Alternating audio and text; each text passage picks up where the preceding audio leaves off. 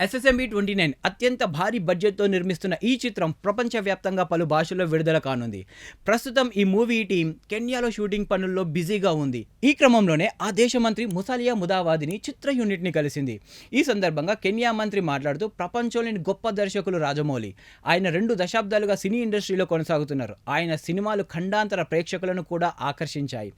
అతను దార్శనిక భారతీయ దర్శకుడు. 120 మందితో కూడిన రాజమౌళి టీం తూర్పు ఆఫ్రికా అంతటా పర్యటించి ఫైనల్‌గా తమ సినిమా కోసం కెన్యాను ఎంచుకుంది. దాదాపు 95% ఆఫ్రికన్ దృశ్యాలను చిత్రీకరించే ప్రాథమిక గమ్యస్థానంగా మన దేశాన్ని నిర్ణయించింది.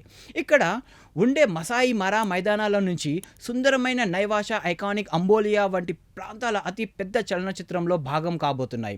120 దేశాల్లో ఈ మూవీని విడుదల చేయాలని వారు ప్లాన్ చేస్తున్నారు. ఈ సినిమా ప్రపంచవ్యాప్తంగా 100 కోట్ల మందికి పైగానే చేరువయ్యే ఛాన్స్ ఉంది. అప్పుడు ప్రపంచ వేదికలపై మా దేశ అందాలు, ఆతిథ్యం, అందమైన దృశ్యాలు కనిపిస్తాయి. ఎస్ఎస్ఎంబి 29 సినిమా ద్వారా కెన్యా తన చరిత్రను ప్రపంచంతో పంచుకునేందుకు రెడీగా ఉంది అని అక్కడ మంత్రి ముసాలియా ముదావది తెలిపారు.